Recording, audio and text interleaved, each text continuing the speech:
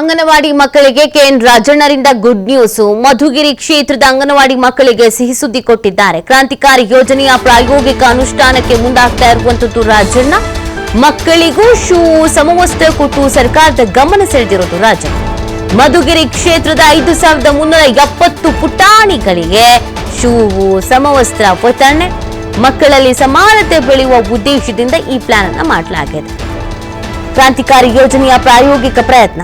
ಮಕ್ಕಳಿಗೂ ಶೂ ಸಮವಸ್ತ್ರ ಎಲ್ಲ ಕೊಡ್ತಾ ಇರೋದು ನೀವು ಗಮನಿಸ್ತಾ ಇದ್ದೀರಾ. 5370 ಪುಟಾಣಿಗಳಿಗೆ ಶೂ ಸಮವಸ್ತ್ರ ವಿತರಣೆ ಮಾಡಲಾಗಿದೆ. ಅಂಗನವಾಡಿ ಮಕ್ಕಳಲ್ಲಿ ಒಂದು ಸಮಾನತೆ ಬೆಳಿಬೇಕು ಅನ್ನುವಂತ ಕಾರಣಕ್ಕಾಗಿ ಕೆಎನ್ ರಾಜಣ್ಣ ಅವರು ಈ ಕೆಲಸ ಮಾಡಿದ್ದಾರೆ. ಗಮನ ಸೆಳೀತಾ ಇದ್ದಾರೆ. ಇತ್ತೀಚೆಗೆ ಬೇರೆ ಬೇರೆ ಕಾರಣಗಳಿಗೆ ಗಮನ ಸೆಳೀತಾ ಇದ್ದಿದ್ದು, ಆದ್ರೆ ಈಗ ಒಂದು ಉತ್ತಮ ಕೆಲಸ ಮಾಡೋದ್ರ ಮುಖಾಂತರವಾಗಿ ಮತ್ತೊಮ್ಮೆ ಗಮನ ಸೆಳೆದಿದ್ದಾರೆ. ಬೆಳೆಯುವ ಸಿರಿಯನ್ನ ಮೊಳಕೆಯಲ್ಲಿ ಕಾಣುವಂತಹ ದೂರದೃಷ್ಟಿಯ ನಾಯಕ ನಮ್ಮ ಸನ್ಮಾನ್ಯ ಶ್ರೀ ಕೆಎನ್ ರಾಜಣ್ಣ ಸರ್ ಅವರು, ಮಾಜಿ ಸಚಿವರು, ಜನಪ್ರಿಯ ಶಾಸಕರು, ಮಧುಗಿರಿ ವಿಧಾನಸಭಾ ಕ್ಷೇತ್ರ. ಇವರಿಂದ ಮಧುಗಿರಿ ತಾಲೂಕಿನ 430 ಅಂಗನವಾಡಿ ವಿಚಾರದಲ್ಲಿ ಬಜೆಟ್ ಅಲ್ಲೇ ಸೇರಿಸಬೇಕು ಅಂತ ಬರ್ದಿದ್ದೆ.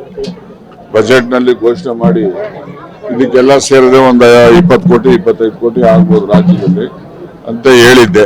ಆಯ್ತು ಕಣೆ ನೋಡ್ತೀನಿ ಅಂತ ಹೇಳಿದ್ರು. ನಾನು ಆ ಪ್ರೀ ಬಜೆಟ್ ಮೀಟಿಂಗ್ ಸಮಯದಲ್ಲಿ ಹೋಗ್ಲಿಲ್ಲ, ಹಾಗಾಗಿ ಅದು ನಿಂತೋಯ್ತು.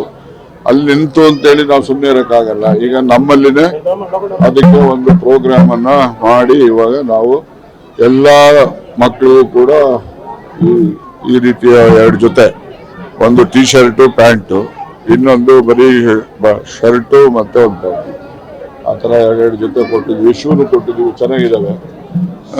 ಎಲ್ಲನೂ ಕೂಡ ಮಕ್ಳಿಗೆ ಒಳ್ಳೇದಾಗ್ಲಿ ಅಂತ ಹೇಳಿ ಎಲ್ಲ ಒಳ್ಳೆ ಕೆಲಸ ಮಾಡಿದ್ದೀವಿ.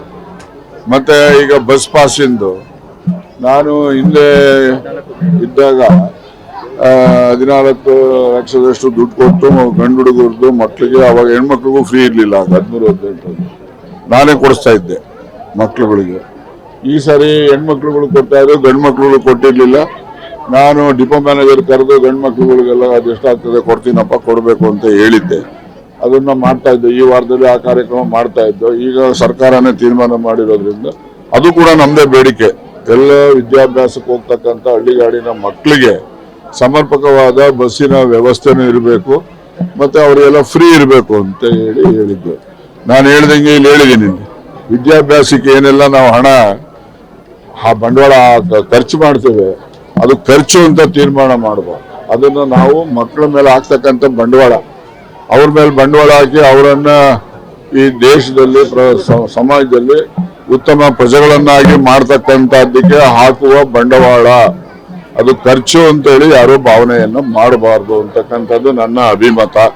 ಆ ರೀತಿಯಲ್ಲಿ ನಾವು